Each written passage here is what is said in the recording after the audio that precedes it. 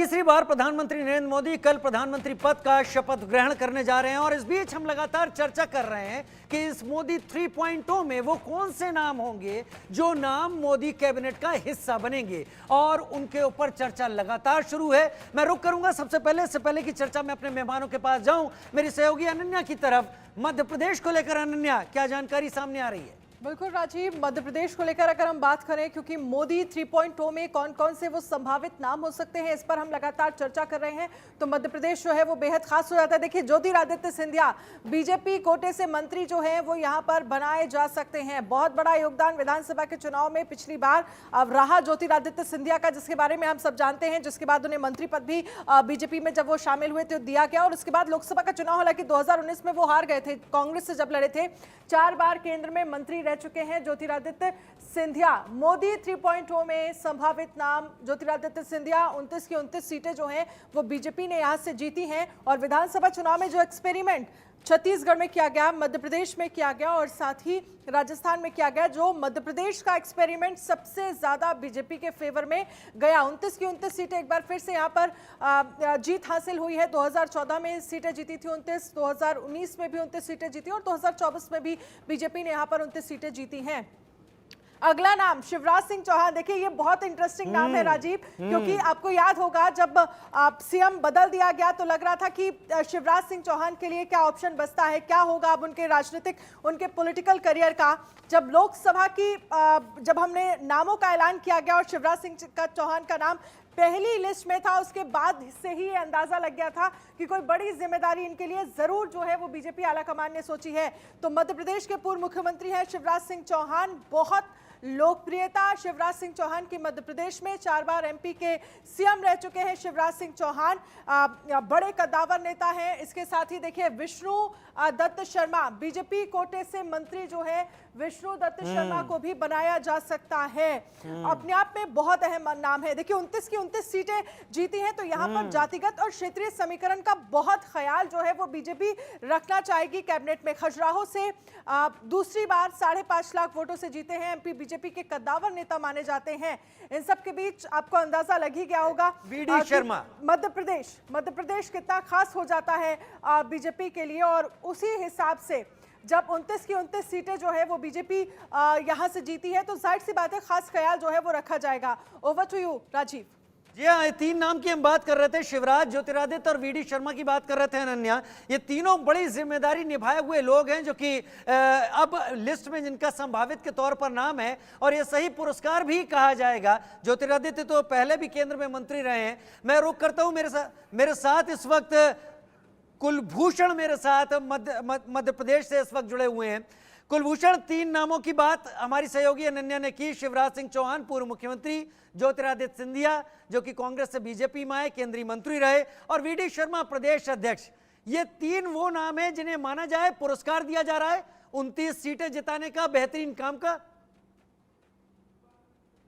बिल्कुल, मध्य प्रदेश की अगर बात की जाए तो मध्य प्रदेश से शिवराज सिंह चौहान, प्रदेश अध्यक्ष विष्णुदत्त शर्मा, ज्योतिरादित्य सिंधिया मोदी कैबिनेट में शामिल हो सकते हैं। हालांकि एक नाम और चर्चाओं में है कि एक आदिवासी कोटे से भी, क्योंकि मध्य प्रदेश की अगर हम बात करें तो मध्य प्रदेश में जो आदिवासी वोट बैंक है वो एक बड़ा वोट बैंक है, और कहीं ना कहीं इस वोट बैंक को साधने के लिए एक यहाँ पर ये जरूर कहा जा सकता है कि एक महिला जो आदिवासी सांसद है उन्हें भी मोदी अपनी कैबिनेट में शामिल कर सकते हैं। लेकिन फिलहाल ये देखने वाली बात होगी, क्योंकि मध्य प्रदेश की 29 सीटें जो है बीजेपी ने जीती है, और विधानसभा चुनाव में भी जो परफॉर्मेंस यहाँ पर दिखाया गया है, कहीं ना कहीं ये कह सकते हैं कि इस परफॉर्मेंस के बाद मध्य प्रदेश का जो कद है वो दिल्ली में बढ़ता हुआ नजर आएगा। शिवराज सिंह चौहान की जो लाडली बहना है उसने काफी अपना असर मध्य प्रदेश में दिखाता हुआ नजर आए, और इसके साथ ही पूरे देश में शिवराज सिंह चौहान एक ऐसे इकलौते नेता हैं जो सबसे बड़ी लीड, सबसे अधिक लीड से चुनाव जीते हैं। 8.5 लाख मतों से शिवराज सिंह चौहान जो है चुनाव जीते, तो कहीं ना कहीं उन्हें एक ये बड़ा उपहार केंद्रीय मंत्री के रूप में दिया जा सकता है। इसके साथ ही ज्योतिरादित्य सिंधिया, हालांकि वो पहले भी केंद्रीय मंत्री रह चुके हैं और ग्वालियर चंबल में भी जो है पार्टी ने काफी अच्छा परफॉर्मेंस किया था। इसके साथ ही विष्णुदत्त शर्मा की बात की जाए तो उन्होंने बूथ स्तर पर जो संगठन को मजबूत किया है, जो विधानसभा चुनाव में अच्छा परफॉर्मेंस रहा है, और इसके साथ ही जो लोकसभा चुनाव में कहीं ना कहीं 29 की जो 29 सीटें जीती है, तो इसमें मोहन यादव के साथ साथ विष्णुदत्त शर्मा की भी तारीफ मध्य प्रदेश में होती हुई नजर आ रही है। तो केंद्रीय मोदी अपने कैबिनेट में विष्णुदत्त शर्मा को भी शामिल कर सकते हैं। जी हाँ, विष्णुदत्त शर्मा को भी शामिल कर सकते हैं, जैसा कि कुलभूषण लगातार हमें बता रहे थे। मेरे साथ राहुल लाल जी भी इस वक्त जुड़े हुए हैं। राहुल लाल जी, पिछली बार क्योंकि हम ग्राफिक्स की तरफ आगे बढ़े थे इसलिए आपको रोकना पड़ा था, लेकिन सवाल मेरा आपके सामने वही एक बार फिर कि प्रधानमंत्री नरेंद्र मोदी पहली बार किसी गठबंधन की सरकार को चलाने जा रहे हैं। प्रधानमंत्री के संभावितों की लिस्ट भी हम सामने रख रहे हैं। किस दबाव में रहेगा इस बार एनडीए गठबंधन? क्या खींचतान रहेगी, या फिर आपको लगता है कि जो अब तक का हिसाब रहा, पिछली 2 बार पूरे बहुमत के साथ आने के बाद भी बीजेपी ने सहयोगियों को मंत्रिमंडल में जगह दी थी, इस बार इस कार्यकाल में सहयोगी उन बातों को याद रखेंगे और यह भी निर्बाध रूप से सरकार चलेगी? देखिए राजीव जी, मैंने पहले ही कहा था कि देखिए वो पूर्ण बहुमत की सरकार थी, और अगर 2019 में मंत्रिमंडल का जब उसमें विस्तार हो रहा था, तो सहयोगी दलों को सांकेतिक तौर पे, चाहे आपके कितने भी जो है कि सांसद सदस्यों, लोकसभा सदस्यों, उन्हें एक बर्थ जो है कि उसमें कैबिनेट में दिया गया था, और बड़े सारे सहयोगी दल उसमें नाराज हुए थे। लेकिन 2024 में भी उस प्रकार की परिस्थितियां नहीं। तो हमें लग रहा है कि प्रधानमंत्री जी के भाषण में भी अंतर हो चुका है। प्रधानमंत्री जी लगातार कह रहे हैं ये एनडीए की सरकार है, और एक तरह से हमें लग रहा है कि जो अटल बिहारी वाजपेयी ने जिस तरह से कुशलता के साथ चलाई थी, कहीं कहीं उसी रास्ते पे प्रधानमंत्री हालांकि चलने का प्रयास करेंगे। लेकिन क्योंकि प्रधानमंत्री मुख्यमंत्री के तौर पर भी प्रचंड बहुमत की सरकार चलाते रहे हैं, प्रधानमंत्री के तौर पर भी उन्होंने प्रचंड बहुमत की सरकार चलाई है। उदाहरण के लिए राजीव जी, कल अगर हम लोग एक दृश्य देखें, जब संसदीय दल की बैठक हो रही थी, तो वहां पे देखिए एक सदस्य वाले जो है कि जीतन राम मांझी मंच पे थे, अनुप्रिया पटेल एक सदस्य वाली वो मंच पे थी, लेकिन 2 सदस्य वाले जो है कि जयंत चौधरी, जिनका 100% उन्हें 2 सीटें मिली थी और 100% उनका स्ट्राइक रेट था, लेकिन वो मंच पे नहीं थे, वो मंच के सामने में बैठे हुए थे। तो ये जो कुछ कमियां भारतीय जनता पार्टी के साथ रहती है, हमें लग रहा है कि वो अभी प्रधानमंत्री को आदत नहीं हुई है अभी उन्हें कि कैसे सभी गठबंधन सहयोगियों को समान रूप से सम्मान दिया जाए। लेकिन हमें लग रहा है प्रधानमंत्री उस तरफ अग्रसर होते हुए जरूर दिखाई दे रहे हैं। तो ये, और दूसरी चीज की देखिए, अगर हम लोग अभी बात कर रहे हैं बिहार को लेके, उत्तर प्रदेश को लेके, यहाँ पे जो अगर बिहार में अगर हम लोग देखें, दो दल जो चिराग पासवान जी हैं और जो जनता दल यूनाइटेड के ऊपर जिसके ऊपर निर्भरता काफी बढ़ गई है, बिहार के दल परंपरागत तौर पर रेल मंत्रालय काफी पसंद करते हैं राजीव जी। सही कहा आपने। हाँ, ये आप देखिए पुराने दौर में भी अगर चले जाए, तो अब आप देखिए रेल मंत्रालय सबको हार्ट बनवाना होता है। तो ये देखिए यहाँ पे माना जा रहा है कि जो चिराग पासवान जी हैं उनके भी पसंद का विभाग रेल मंत्रालय है, और नीतीश कुमार जी हैं उनके पसंद का भी रेल मंत्रालय है। ये बड़ा नजर रहेगा कि बिहार में एक वहां पे रेल मंत्रालय बीजेपी इस बार अपने पास रखेगी, अपने गठबंधन सहयोगियों को देगी। उसी तरह से अगर चंद्रबाबू नायडू को देखें हम लोग, तो चंद्रबाबू नायडू की बड़ी दिली ख्वाहिश रहती है कि स्पीकर उनका हो। पुराने समय में भी अगर आप राजीव जी याद करें, उस समय भी भारी एक तरह से उन्होंने दबाव बना के जीएमसी बालायोगी जी को उन्होंने उस समय स्पीकर बनाया था। जी जी। अभी भी उनकी इच्छा है कि वो स्पीकर जो है कि वो उनके पार्टी को प्राप्त हो। तो ये जो ट्रेंड है अलग अलग, चलिए मैं अपने सवाल को थोड़ा सा घुमा के आपके सामने रखता हूं। मेरा सवाल ये है कि गठबंधन आगे आने वाले दिनों, अभी सरकार शपथ लेगी, प्रधानमंत्री शपथ लेंगे, सभी मंत्री अपनी शपथ लेंगे, गठबंधन का जो बंधन है ये बीजेपी को कितना परेशान करेगा या फिर मैनेज कर ले जाएगी बीजेपी? तो देखिए बीजेपी को परेशान भी करेगा, और भारतीय जनता पार्टी को सरकार चलाने के लिए इसे मैनेज करना भी पड़ेगा। चूंकि जो देखिए जो चंद्रबाबू नायडू के तरफ से जो मांगे हैं और जो मांगे बिहार के तरफ से आ रही है, देखिए विशेष राज्य का दर्जा, दोनों को जो स्पेशल पैकेज चाहिए वो चंद्रबाबू नायडू भी आंध्र प्रदेश के लिए मांग रहे हैं। बिहार के लिए खुद प्रधानमंत्री ने जब एक समय में घोषित किया है 1,25,000 करोड़ का स्पेशल पैकेज, तो उसको कैसे डिलीवर करना है, किस रूप में करना है, वो एक चुनौती वाली स्थिति। अब आप सोच के देखिए, महाराष्ट्र को लेकर अगर हम लोग बात करें, उत्तर प्रदेश के बाद सबसे बड़ा जो है कि लोकसभा सीटों वाला राज्य महाराष्ट्र है। अब अब से कुछ महीने बाद राजीव जी वहां पर विधानसभा चुनाव होने हैं। तो अब वो वहां पे देखिए कि वहां पे परिणाम अभी बहुत अच्छा नहीं रहा है, तो वैसे स्थिति में कैसे वहां पे संतुलन बनाएंगे केंद्रीय मंत्रिमंडल में, पूर्व की तरह किस तरह से आपको प्रतिनिधित्व देना होगा। तो देखिए एक साथ इस समय चुनौतियां भारतीय जनता पार्टी के लिए कई होंगी कि वो सबसे महत्वपूर्ण, बीजेपी चाहेगी कि महत्वपूर्ण विभाग उनके पास हो, और जो क्षेत्रीय दल है, बड़े क्षेत्रीय दल है, वो उन महत्वपूर्ण विभागों की तरफ खुद भी नजर बनाए रखें। इसको ऑन द रिकॉर्ड कोई नहीं कहेगा, लेकिन ऑफ द रिकॉर्ड ये चीजें अभी हो रही होंगी, इससे हम लोग इनकार बिल्कुल नहीं कर सकते। तो इसलिए प्रधानमंत्री जी के लिए बिल्कुल एक नया अनुभव होगा। इस समय मैं दावे के साथ कह सकता हूं कि जो अनुभव उन्होंने गुजरात के मुख्यमंत्री के रूप में नहीं लिया होगा, देश के प्रधानमंत्री के रूप में नहीं लिया होगा, उन अनुभवों से प्रधानमंत्री अभी से ही 2-4 हो रहे होंगे राजीव जी। और उनके लिए चुनौतियां हैं इस समय बनी हुई कि वो उन चुनौतियों से कैसे, किस प्रकार से गठबंधन दलों के बीच में एक संतुलन स्थापित करते हैं। संतुलन स्थापित करना कितना आपको मुश्किल लगता है, क्योंकि अब तक प्रधानमंत्री नरेंद्र मोदी और बीजेपी का जो थिंक टैंक था वो काम करता था और उस काम को लेकर आगे बढ़ता था, अपने सहयोगी को बाद में फिर बताया जाता था, लेकिन अब आपको लचीलापन देखने की पूरी उम्मीद लगती है। और लचीलेपन के साथ क्या आपको लगता है कि वो मुद्दे जिस पर शायद गठबंधन के साथी एक राय ना हो, तो उनको आप पीछे ठंडे बस्ते में डालने की भी तैयारी अब आपको लगती है? राजीव जी बिल्कुल, आप सोचिए कि यूसीसी को लेकर भारतीय जनता पार्टी जैसे आगे बढ़ रही थी, या तमाम उस तरह के जो मामले थे, उन चीजों को लेकर उन्हें ठंडे बस्ते में रखना पड़ेगा। क्या अगर चंद्रबाबू नायडू को लें या प्रधानमंत्री मोदी जी की भारतीय जनता पार्टी को लें, इन दोनों के बीच में मुस्लिम आरक्षण को लेकर देखिए कितना बड़ा सा डिफरेंस की स्थिति दिखती है। प्रधानमंत्री जी ने मुस्लिम आरक्षण को लेकर बड़ा सा लोकसभा चुनाव में उससे मुद्दा बनाए रखा, वहीं चंद्रबाबू नायडू वहां पर उसका कठोर रूप से समर्थन कर रहे हैं और वो अभी भी उससे पीछे नहीं हटे हैं।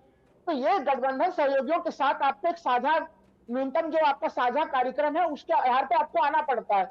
वैसे में आपको कोर मुद्दे छोड़ने पड़ते हैं। आपको याद होगा कि अटल बिहारी वाजपेयी के समय में 370 का मामला था, राम मंदिर का मामले थे, जो अब भारतीय जनता पार्टी जिनको लगेगा एक तरह से धरातल पे उससे डिलीवर कर चुकी है, उन मामलों को लेकर उस जमाने में उसे ठंडे रास्ते में रखना पड़ा था। तो इस स्थिति में अभी सोचिए कि अभी नीतीश कुमार जी का शपथ ग्रहण भी नहीं हुआ, लेकिन जदयू की तरफ से भारी दबाव है अग्निवीर योजना को लेके, तमाम दूसरे सहयोगी दलों की तरफ से भी अग्निवीर योजना को लेकर दबाव है। तो क्या अग्निवीर योजना के बारे में सरकार समीक्षा करेगी, ये बड़े मुद्दे हैं। तो जो पहले होता था कि प्रधानमंत्री खुद निर्णय लेते थे और बाद में गठबंधन सहयोगियों को पता चलता था, नोटबंदी सरीखे जो बड़े निर्णय सरकार ने लिए थे राजीव जी, सोचे कि केंद्रीय कैबिनेट में भी उसके बारे में कितने लोगों को जानकारी थी, काफी कम लोगों को जानकारी थी। गठबंधन सहयोगियों को तो छोड़ दीजिए, जो बीजेपी के बड़े मंत्री हैं उन्हें भी इसके बारे में जानकारी नहीं हुआ करती थी। लेकिन अब इस प्रकार का संभव नहीं हो सकेगा।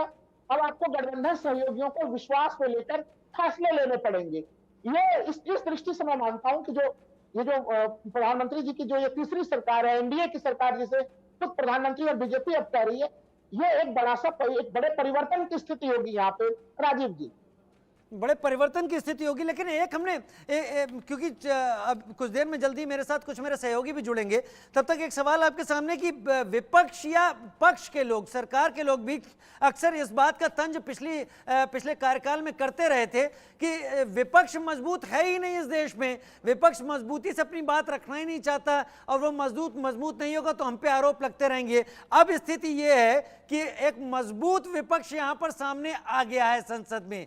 ये सरकार के लिए चुनौती होगा या लोकतंत्र के लिए एक बेहतर कदम होगा? क्या आप कैसे देख रहे हैं इसको?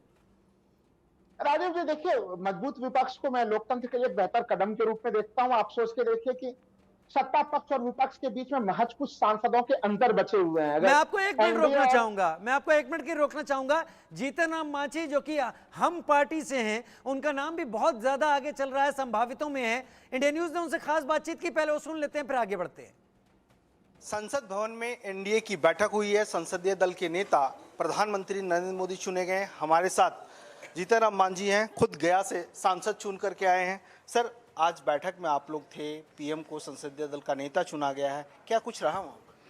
कुछ नहीं रहा, सिर्फ और सिर्फ हम लोगों ने उनको समर्थन किया, हम लोगों ने उनके कार्यों को गिनाया, विश्वास व्यक्त किया कि कि 10 वर्ष में जिस प्रकार से आपने भारत की सेवा की है, आगे 5 वर्ष आप ही के सेवा से ही भारत आगे बढ़ सकता है, चतुर्दिक विकास कर सकता है। और ये गुड लक है। भारत के मतदाताओं को बहुत बहुत आभार व्यक्त किया गया और कहा गया कि साहब हम लोग आपकी जो आकांक्षाएं अगर शेष रह गई होगी सबकी पूर्ति हम करेंगे।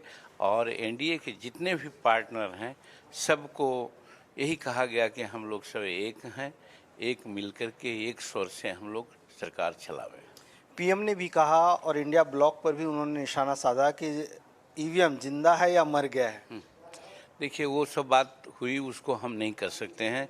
संसद में पीएम ने आज बोला है और संसद में नहीं बोले हैं, हम लोगों के पार्टी में बात हुई है कुछ, तो उसकी चर्चा वहाँ के स्पोक्समैन करेंगे, हम नहीं करेंगे। सर, नीतीश कुमार को लेकर के जो चर्चाएं थी आज पीएम ने भी कह दिया और नीतीश कुमार ने भी कहा है कि हम आपके साथ हैं।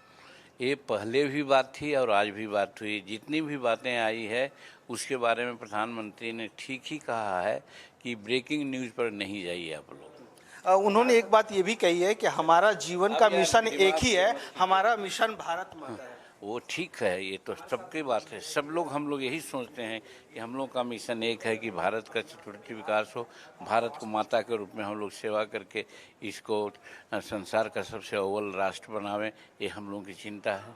इस गोल को प्राप्त करने के लिए हम लोग को रात दिन एक करना होगा। ये बातें हुई। आप लोग को भी कैबिनेट मंत्रालय मिलने की चर्चाएं हैं? उससे कोई मतलब नहीं। उसका हमको एक मंत्रालय तो जरूर नहीं, कोई मतलब ही नहीं है, हमारी कोई शर्त नहीं है और न हमारी कोई अपेक्षाएं हैं।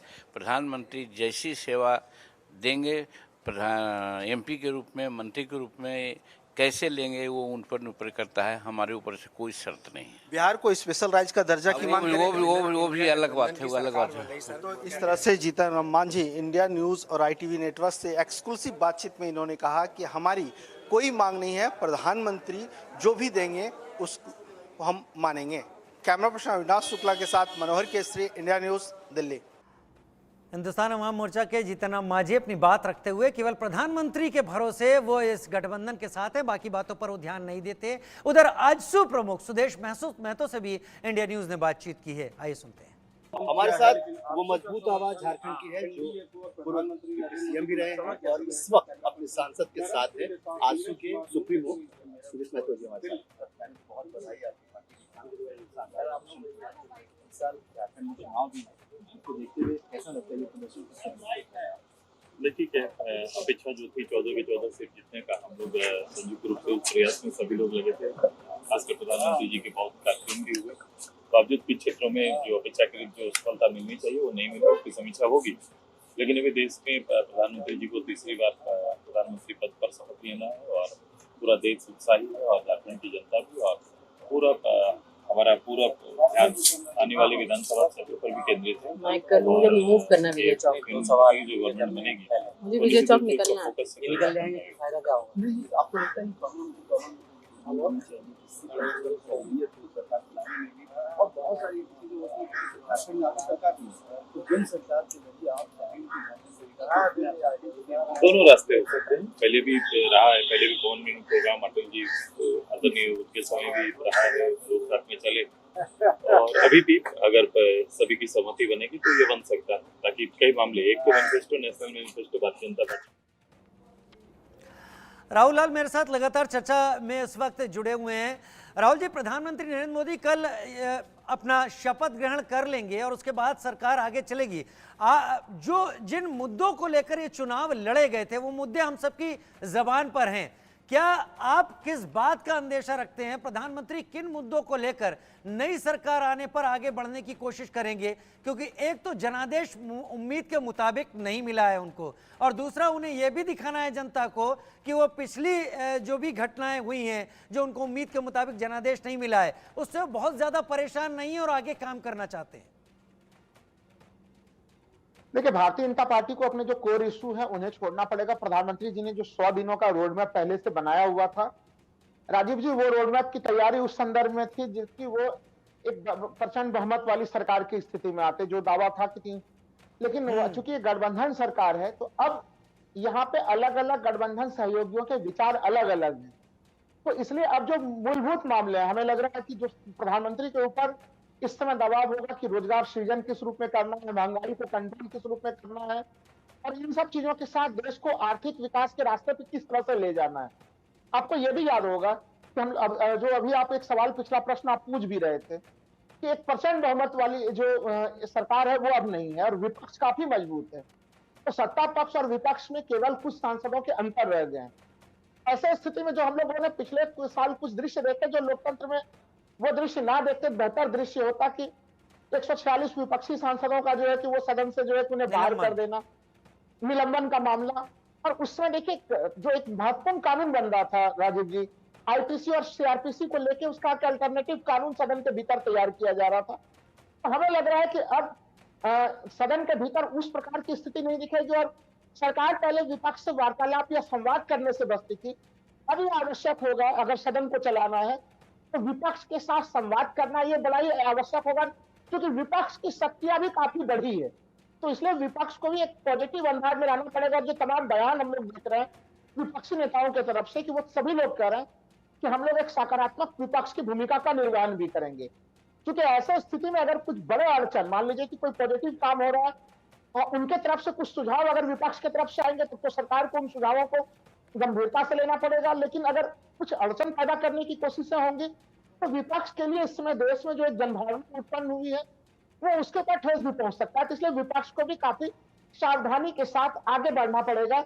अच्छा राहुल जी, ये कुछ पद जो कि केंद्र में होते हैं जिनके बारे में ये मान लिया जाए कि इन पदों के साथ कोई छेड़छाड़ नहीं होगी, जैसे पीएम की बात है, पीएम तो प्रधानमंत्री नरेंद्र मोदी हैं ही, इसकी जगह एफएम की बात करें, फाइनेंस मिनिस्टर, तो वहाँ पर फॉरेन मिनिस्टर सॉरी एफएम, वहाँ पर डॉक्टर एस जयशंकर के बारे में माना जा रहा है कि करीब करीब वही रिपीट इस बार होंगे।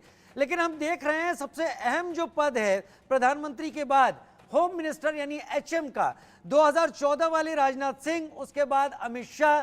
क्या आपको लगता है कि इस बार प्रधानमंत्री यहां पर बदलाव की सोचेंगे? वैसे विवेक प्रधानमंत्री का है, लेकिन आपका एनालिसिस क्या कहता है?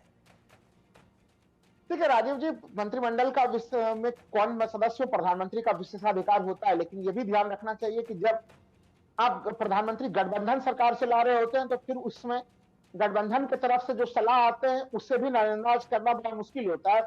इस बार जो गठबंधन के बड़े सहयोगी हैं उन लोगों ने अगर हम फाइनेंस मिनिस्ट्री की तरफ बात करेंगे, वहां पे ईडी जैसी संस्था भी है राजीव जी, जिसका कंट्रोल जो है कि वो वित्त मंत्रालय के पास होता है और उस वित्त मंत्रालय के ऊपर भी कई दलों के, एनडीए के घटक दलों की नजर है। तो उन लोगों को कैसे समझाया जाएगा और वित्त मंत्रालय को बीजेपी अपने पास कैसे रखेगी? इसी तरह से गृह मंत्रालय को लेकर भी इस प्रकार की सूचनाएं आ रही हैं कि शायद संभवतः उसमें भी कुछ फेरबदल की स्थितियां दिख सकती हैं, क्योंकि अब यह भी माना जा रहा है कि इस समय जेपी नड्डा जी का कार्यकाल खत्म हो रहा है और जेपी नड्डा जी को जो बेस्ट प्रदर्शन देना था वो प्रदर्शन देने से वो चूके हैं और फिर से भारतीय जनता पार्टी अध्यक्ष के रूप में अमित शाह जी का नाम पुनः आ सकता है, जो तो 2014 में जो स्थितियां थी। लेकिन तो जहां तक अमित शाह जी से देख रहे हैं तो सभी गठबंधन के दल के नेता मिल उसी बराबरी के साथ रहे हैं और कोई दूरी तलखी नहीं है। नहीं, देखिए अभी तक हम लोगों को सतह के ऊपर कोई दूरी और तलखियां नजर नहीं आई है। केवल अगर एक घटना छोड़ दें कि कल जयंत चौधरी को जिस तरह से दर्शक दीर्घा में बैठाया गया था और जयंत चौधरी के साथ कुछ घटनाएं चुनाव के दरमियान से ही घट रही है। आपको याद होगा कि सहारनपुर में प्रधानमंत्री जी की चुनावी रैली थी, उसमें जयंत चौधरी जी को जाना था, लेकिन जयंत चौधरी जब वहां पे पहुंच रहे थे तब फिर कहा गया कि सुरक्षा कारणों से कि वो आने में विलंब हुए हैं और सहारनपुर के उस रैली में प्रधानमंत्री के साथ वो मंच पर नहीं थे। क्या वहां पे जयंत चौधरी, हालांकि देखिए बीजेपी में थोड़ी नाराजगी भी है और सहारनपुर का जो रिजल्ट आया वो भी कांग्रेस के फेवर में चला गया। खैर, प्रधानमंत्री की सोच, उनका विवेक उनके कैबिनेट में झलकेगा, लेकिन हमने कई नाम अलग अलग जगहों से सामने रखे। राहुल जी, बहुत शुक्रिया, आप हमारे साथ जुड़े, इस चर्चा में आप शामिल